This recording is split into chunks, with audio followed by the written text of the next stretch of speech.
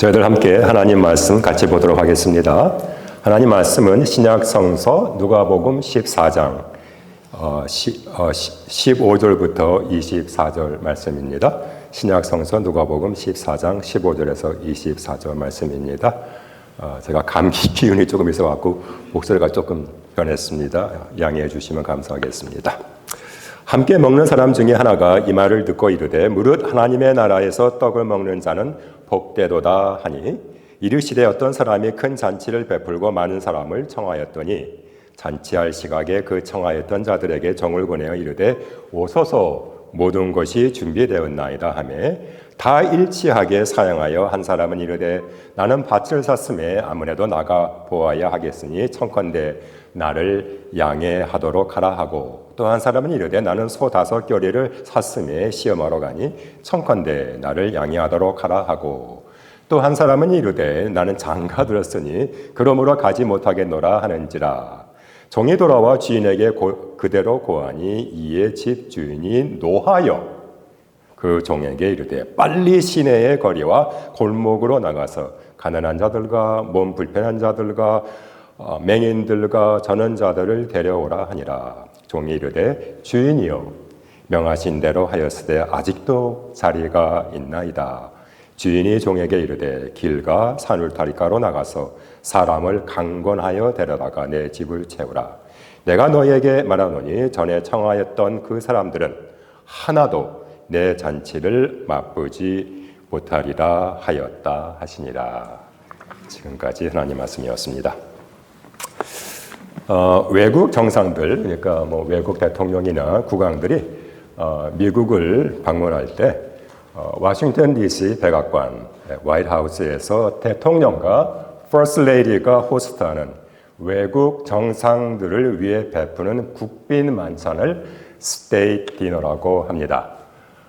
이 스테이트 디너는 백악관 스테이트 다이닝 홀에서 열리는데 미국과 손님으로 초대받은 나라의 유명한 인사들, 정치가들이나 기업인들이나 예술인, 언론인, 스포츠에서 아주 명성을 떨친 그런 사람들 약 200명 정도만 선별되어서 초대를 받는다고 합니다. 예를 들어서 미국 측에서 기업가들, 구글 CEO 순달 피차이나 아마존 CEO 제프 베조스나 애플 CEO 팀 쿡이나 제가 지난번에 말씀드린 마이크로소프트 CEO 빌 게이츠 같은 그런 아주 유명한 사람들만 특별히 선별해서 초대를 받는다고 합니다. 유명한 영화 배우들도 있고요. 그래서 자리 배석도 외교 절차 프로토콜을 따라서 아주 전략적으로 작성을 한다고 합니다.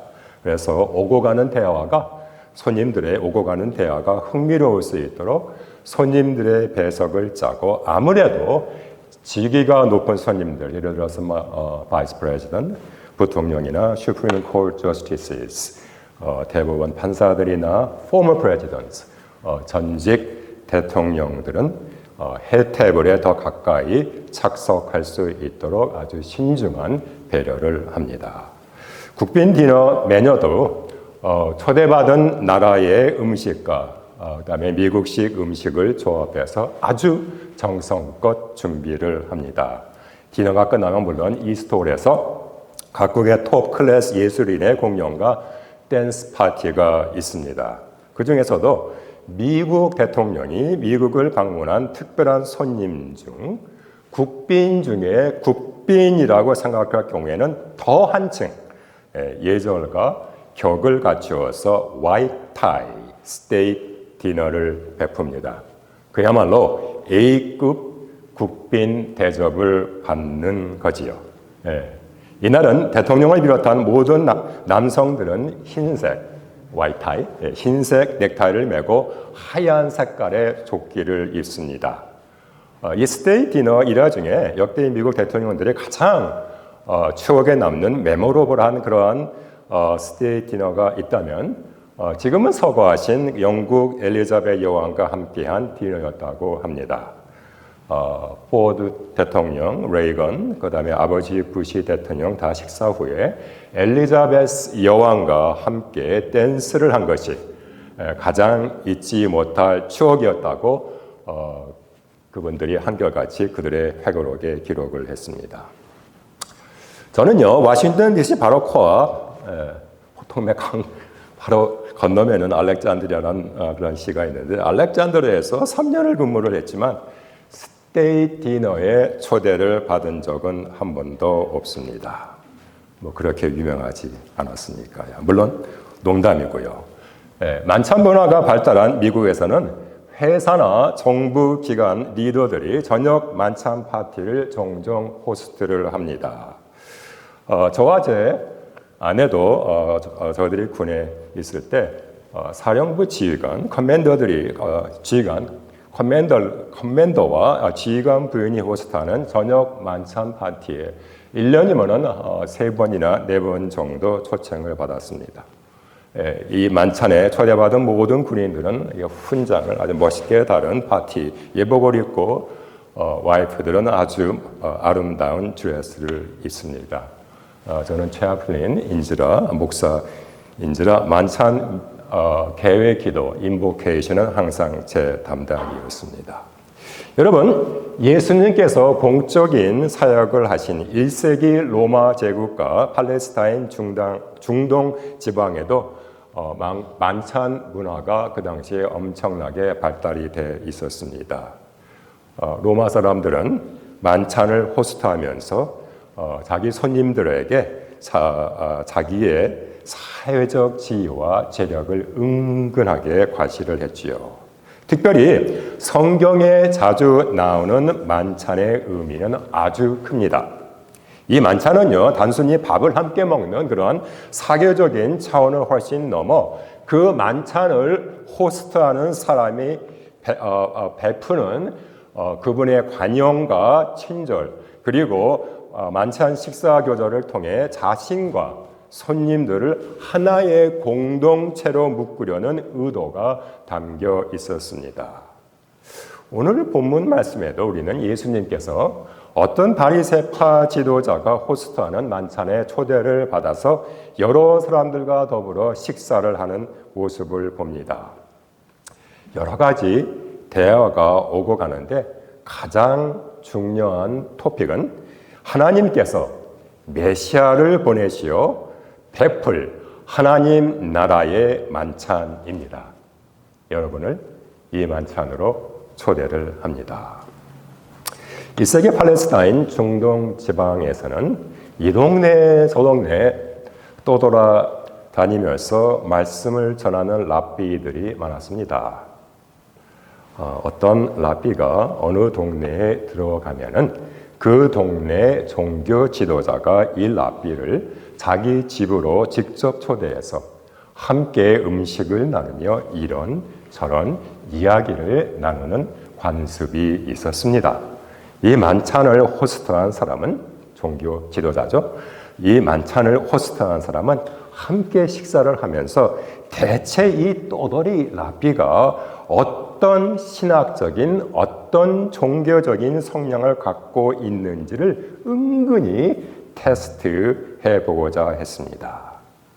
여러분, 이 당시 모든 사람의 입에 회자된 핫토픽은 하나님 나라가 이 땅에 임하면 메시아가 수많은 사람들을 초대해서 하나님 나라로 들어가는 것을 축하하는 신나고 기쁘고 성대한 그런 만찬을 호스트한다는 것이었습니다. 소위 메시아 만찬이라는 것인데 바로 우리 하나님께서 700년 전에 이사야 선지자를 통해서 약속을 하신 바가 있습니다. 내용인즉은 동, 서, 남, 북으로부터 많은 사람들이 아름다운 시온산으로 초대를 받아 기름진 음식과 제일 좋은 살코기, 아주 오래되고 잘 익은 포도주로 그야말로 상다리가 부러지게 차려놓은 식탁에 둘러앉아 메시아와 더불어 만찬을 즐긴다는 약속입니다. 그래서 지난 700년 동안 유대인들이 가장 중요하게 생각한 질문은 도대체 어느 누가 이 만찬에 초대를 받을 자격이 있는가라는 것이었습니다. 특별히 유대 종교자들은 그날이 도래하기를 고대하고 또 고대하면서 자기들이야말로 바로 그 만찬에 들어갈 아주 특별한 자격이 있다고 믿고 또 믿었습니다. 그래서 오늘 본문 말씀에 나오는 바리새파 지도자는 자기 집 만찬으로 초대한 예수님께 이렇게 의시되면서 말합니다. 제 생각입니다. 자, 예수 선생, 보소. 우리는 안식을 철저히 지키고 11조도 꼬박꼬박 내고 금식은 말할 것도 없고 공중 앞에서 기도도 매끈하게 잘 잘하고 장기나 새들 같은 죄인들과는 구별되게 거룩 이 법 저 법 하나도 빼놓지 않고 잘 지키는데, 아니 우리처럼 법 잘 지키는 사람들이 메시아 만찬에 못 들어가면 어느 누가 들어가겠어? 안 그렇소? 그리고 이 또돌이 랍비 예수가 아니 당신 말이 맞소. 당신같이 율법을 잘 지키는 사람들이야말로 하나님 나라 메시아 만찬에 꼭 들어가지요 라고 대답을 한다면 그는 큰 너털 웃음을 웃으면서 그럼 예수 선생 합격이요.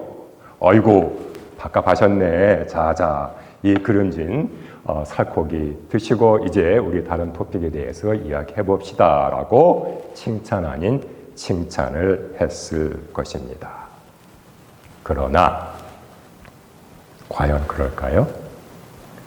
예수님은 이 동네 바리새파 지도자의 심중을 미리 꿰뚫고 계셨습니다.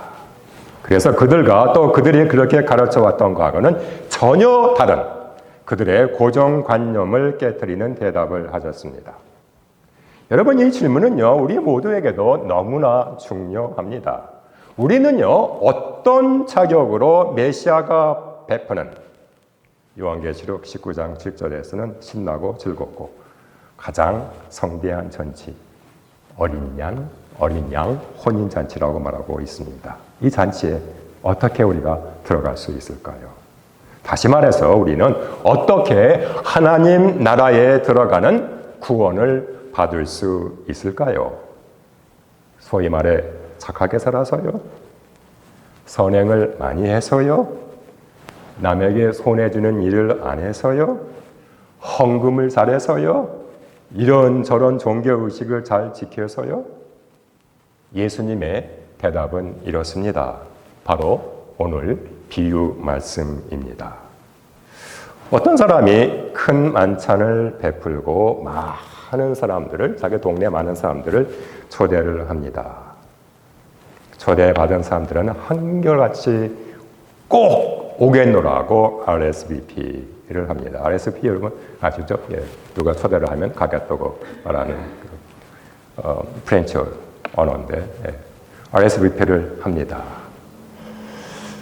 여러분 1세기 중동 지방에서 만찬을 호스트할 정도면 사회적인 지위나 재력이 아주 상당한 사람입니다. 초대받은 사람들은 아마 모르긴 몰라도 같은 상류층 정도는 되겠죠. 아무튼 만찬 새벽날이 되자 요리사들은 소, 돼지, 닭들을 잡아서 냄새만 맡아도 침이 꼴깍 넘어갈 음식을 그야말로 상다리가 부러지게 준비를 합니다. 하인들은 분주하게 집안 구석구석을 청소하고 대문에는 멋진 휘장을 달아놓고 손님들을 위한 선물도 정성스럽게 쌓아 놓았습니다. 물론 악사들은 손님들을 위해서 연주할 그 당시 유행하는 노래들을 골라 연습을 하고 있었고요. 자, 이제 모든 것이 준비가 되었습니다. 이제 주인이 하인에게 초대받은 손님들의 리스트를 주면서 그 집을 찾아가 손님 여러분, 만찬 준비가 다 완료되었으니 이제 오십시오 라고 아주 정중하게 초대를 합니다. 그런데 이게 웬일입니까? 황당한 일이 벌어집니다. 아니, 오겠다고 RSVP를 보낸 사람들이 한결같이 전부 핑계를 대기를 시작을 합니다. 핑계 내용도 각양각색입니다.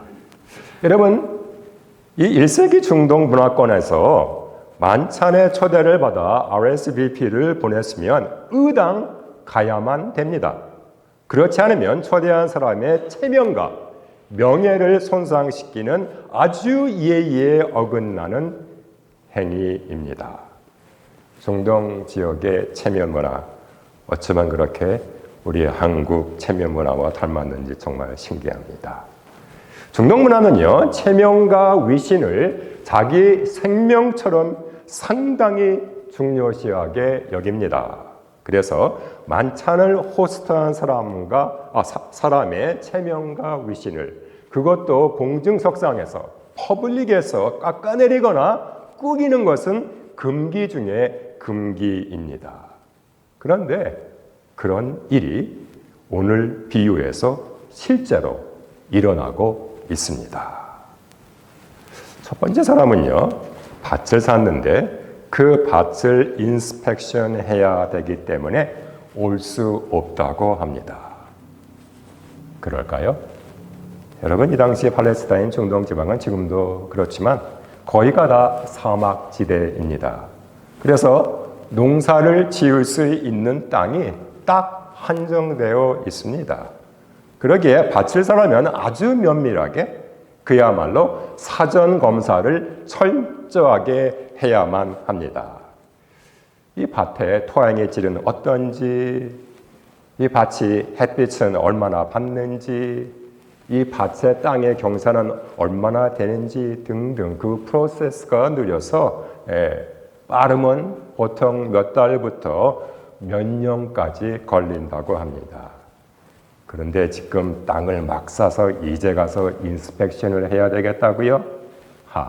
이런 거짓말이 어디에 있습니까? 여러분, 제 아내가 저녁 식사를 맛있게 준비를 했는데 제가 시애틀에서 병원 사역을 마치고 사운드 통근기차를 타고 오던 중 전화를 걸어서 여보, 내가 말이야 저기 벨뷰에다가 집을 하나 사둔 게 있어가지고 지금 가서 인스펙션을 해야 되겠어 라고 말을 한다면 제 아내가 제 말을 믿겠습니까? 빨리 와서 저녁 먹으라고 호통을 치겠죠. 그렇다면 왜 이 사람이 이런 말도 안 되는 핑계를 대는 걸까요? 바로 만찬을 호스트하는 그 사람의 체면과 위신을 온 동네에서 깎아내리려는 아주 불순한 동기가 있었던 것입니다. 자, 두 번째 사람도 핑계를 댑니다. 자기가 결의소 5쌍을 샀는데 10마리, 소 10마리를 샀는데 그 소들을 시험하러 가는 길이라고 갈 수 없다고 합니다. 글쎄요, 그럴까요? 제가 보기에는요, 첫 번째 사람과 비슷한 핑계입니다. 어떻게 소를요, 한 마리도 아니고 두 마리도 아니고 10마리를 샀는데, 그것도 결의사항이니까 이 소들이 서로 잘 가는지, 그런 것도 제대로 멍에를 메고 제대로 가는지 그런 것도 시험해 보지 않고 덜컹 5쌍의 소들을 살 수가 있을까요? 여러분들이 새 차를 사시는데 10대가 아니라 단 한 대를 사셔도 아마 테스트 드라이브를 안 하시고 차를 사시지는 않을 겁니다. BMW 7이라는 차가 SUV가 10만 불이라 그래요.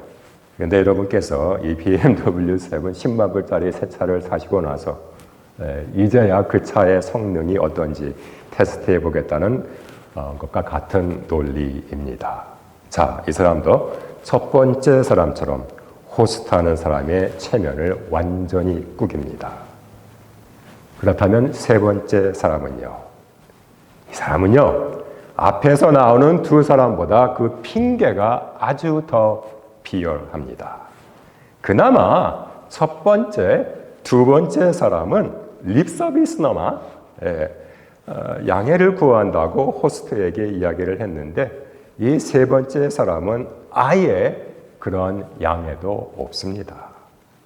여러분, 이 고대 중동 문화권에서는 남편이 자기 아내에 대해서 어떤 이야기를 말할 때 아내의 체면이나 위신이 깎이지 않도록 아주 조심스럽고 신중하게 말을 해야만 합니다.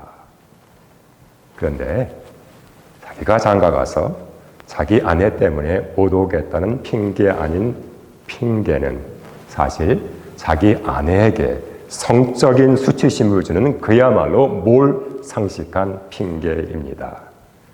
이 말을 들은 동네 사람들이 자기 아내에 대해서 어떻게 생각을 하겠습니까? 아마 입을 두 손으로 막고 쿡쿡 웃어 댔겠지요. 이 사람은 초대한 호스트와 자기 아내의 위신과 체면을 묵살해 버렸습니다. 뭐 이 세 명만 있겠습니까? 더 있었겠죠. 그런데 우리 주님께서 딱 세 개의 예를 들어서 핑계에 대해서 말씀을 지금 하시고 계십니다. 여러분, 제가 제 아내가 여러분 모두를 저희 집 만찬에 초대를 했습니다. 10월 1일 6시 저희 집에 꼭 오세요.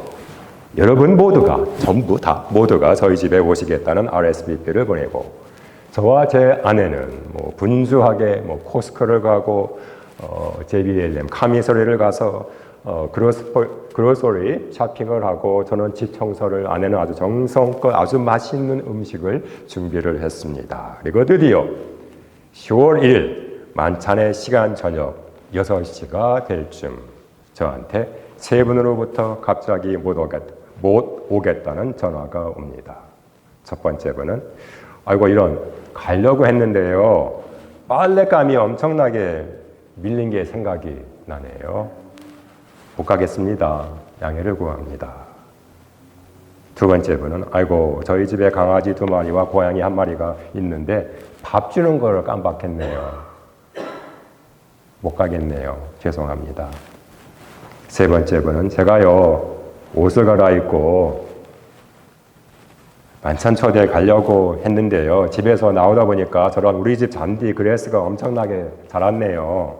아무래도 잔디풀을 깎아야 되겠네요. 여러분, 이런 핑계 전화가 온다면 저와 제 아내가 어떤 반응을 보일까요? 기가 막혀 말이 안 나오겠죠. 네, 여러분, 이 사실 핑계의 원조는 창세기 3장 에덴 동산으로부터 시작이 되었습니다. 하나님 명령을 어기고 선악과를 따먹은 아담과 하와는 하나님 낯을 피하여 나무 깊은 숲을 사이에 숨습니다. 아담과 하와를 찾아간 하나님께서 이렇게 물으십니다. 내가 너더러 먹지 말라고 한 그 나무의 열매를 왜 내가 먹었느냐? 아담과 하와 둘 다 핑계 대기에 바빴습니다. 아담은 하와 때문이라는 핑계, 하와는 뱀 때문이라는 핑계. 여러분, 이게 바로 죄인된 우리의 모습입니다. 21절을 보세요. 주인의 하인이 돌아와 여차여차 손님들이 오지 못한다는 보고를 합니다. 이 보고를 들은 주인의 반응은 어떻겠습니까?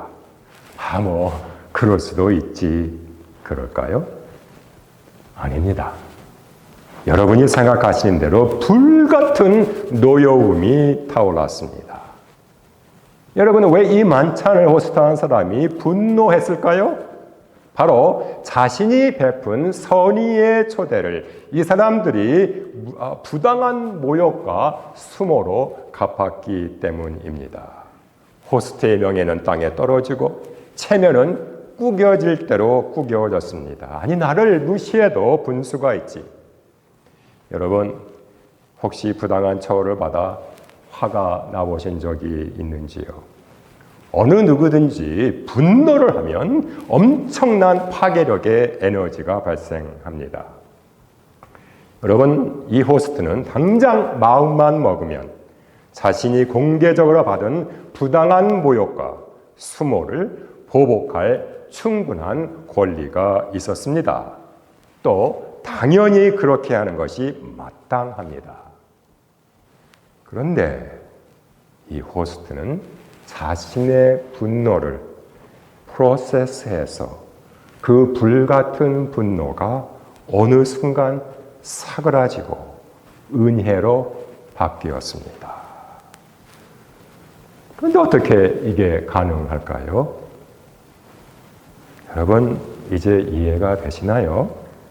하나님을 분노케 하는 것은 여러분과 저의 죄입니다. 그런데 이 하나님의 분노를 잠재우는 놀라운 사건이 벌어집니다. 바로 이 비유 말씀을 통해서 예수님께서 말씀하고자 하는 의도입니다. 우리 예수님은 우리 모두의 죄를 지시고 갈보리 산 언덕 십자가 위에서 물과 피를 흘리시며 엘리 엘리 라마 사박다니 하나님이여 하나님이여 왜 나를 버리셨습니까? 라고 당신의 생명을 바쳐서 여러분과 저를 향한 하나님의 분노를 대신 받았습니다. 그래서요, 이 비유의 21절은 미스테리의 사인, 우리 머리로서는 정말로 이해가 안 되는 구절입니다. 어느 순간 하나님의 분노가 봄날 눈 녹듯이 녹아버리고 은혜로 변한 바로 그 이유입니다. 오늘 비유에서 가장 중요한 내용입니다. 화가 난 분노하는 호스트의 모습은 온데간데 없어지고 그의 입가에는 미소가 떠오르기 시작했습니다. 그리고 자기 하인에게 이렇게 말을 합니다. 어서 서둘러 시내의 거리와 골목으로 나가서 가난한 사람들과 지체에 장애가 있는 사람들과 눈먼 사람들과 다리 저는 사람들을 이리로 데려오너라. 한마디로 경제적인 어려움이나 지체장애로 사회적인 편견과 차별을 받아 주류사회에서 배제되고 고립된 사회적 약자들을 만찬에 초대하겠다는 말입니다. 여러분, 이런 초대는 이 당시 유대 사회에서는 도무지 상상할 수가 없었습니다. 이 당시 소위 말하는 종교 지도자들, 제사장 지금 어떤 사람들이나 율법학자들이나 바리새인 등들은 율법을 온전히 지키고 정결과 거룩을 추구한다는 자신들은 스스로를 상층 계급으로 불렀고, 그렇지 못한 사람들은 히브리어로 암하렛, 땅의 백성이라고 불렀습니다. 원래는요, 암하렛, 땅의 백성이라는 뜻이 아주 좋은 뜻을 갖고 있었는데 이 유대교 정교 지도자들이 그 뜻을 왜곡해서 율법을 모르거나 지키지 못하는 세리나 창기 같은 사람들, 가난해서 11조를 제대로 내지 못하는 서민들을 종교적인 경멸을 나타내는 암하렛이라고 불렀습니다. 한마디로 이 당시 종교 지도자들의 거만과 갑질을 한눈에 볼 수 있는 그런 태도입니다. 그런데 이들의 눈에 하층민들이 이 동네 부호가 호스트하는 만찬의 초대를 받는다는 것은 전혀 있을 수가 없는 일이었습니다. 그러나 주인의 하인은 급히 나가 차별받던 이들을 만찬에 초청하기를 시작을 합니다. 눈이 회둥그려진 이들은 줄을 지어 기쁜 마음으로 만찬에 와 하나, 둘 자리를 잡기 시작합니다. 무슨 자격으로요? 순전히 호스트의 은혜입니다. 하인은 급히 자기 주인에게 보고를 올립니다. 주인님, 분부대로 하였지만 아직도 자리가 남아 있습니다. 주인의 입가에는 더 큰 미소가 떠오릅니다. 그래?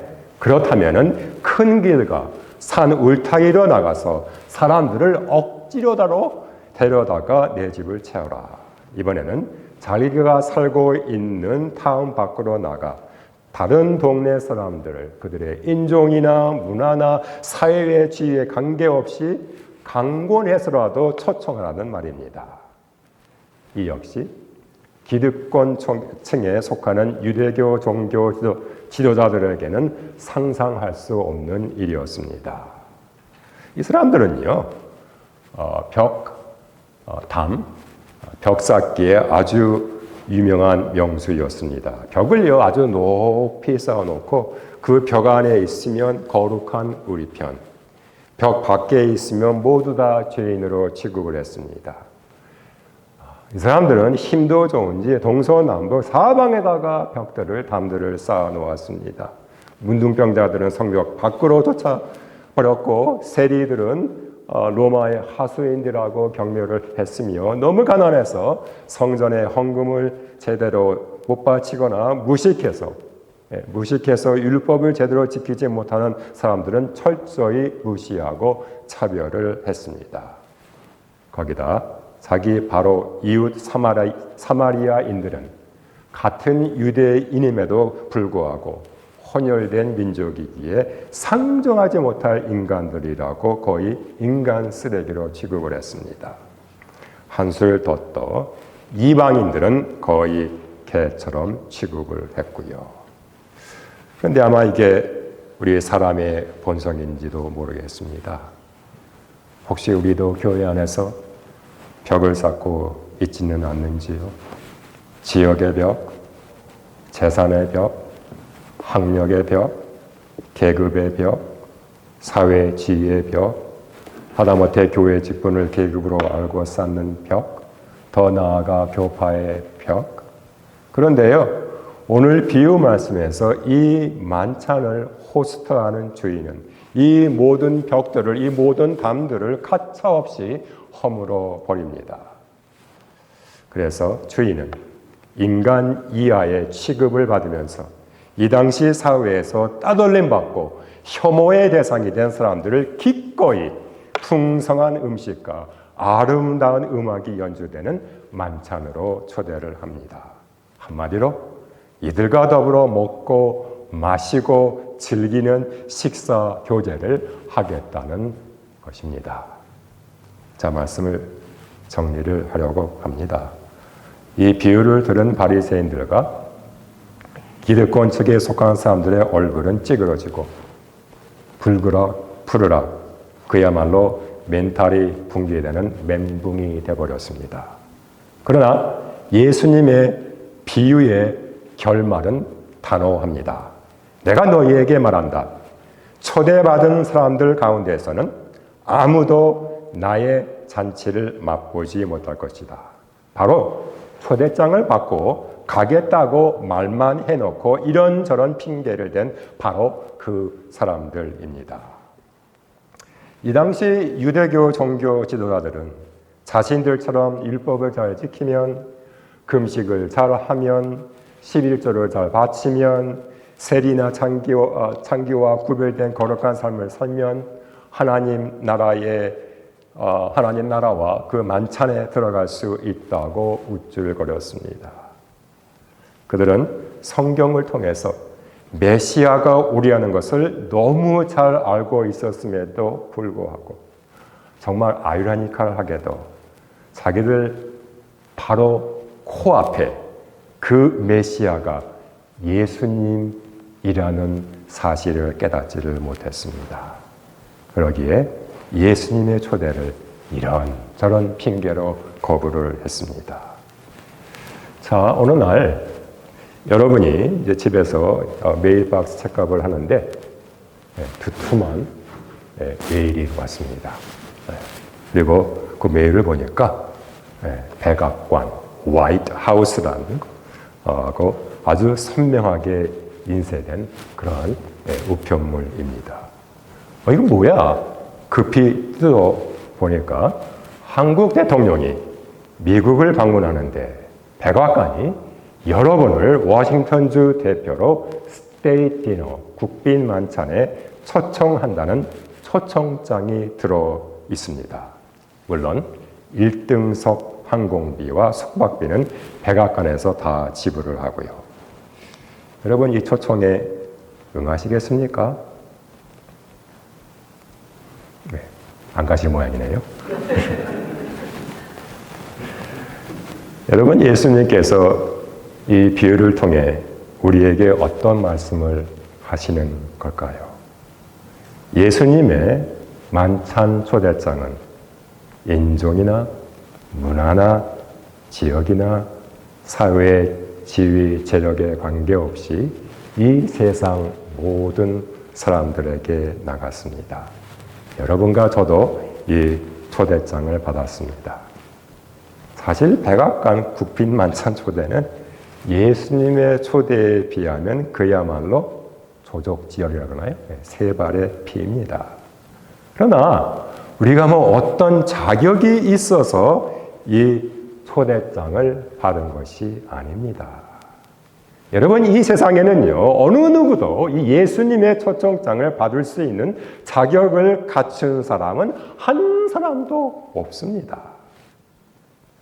그런데 어떻게 아무런 자격이 없는 우리가 이 초청장을 받고 하나님 나라에 들어갈 수가 있을까요? 네, 바로 그 해답이 아까 제가 말씀드린 21절에 있습니다.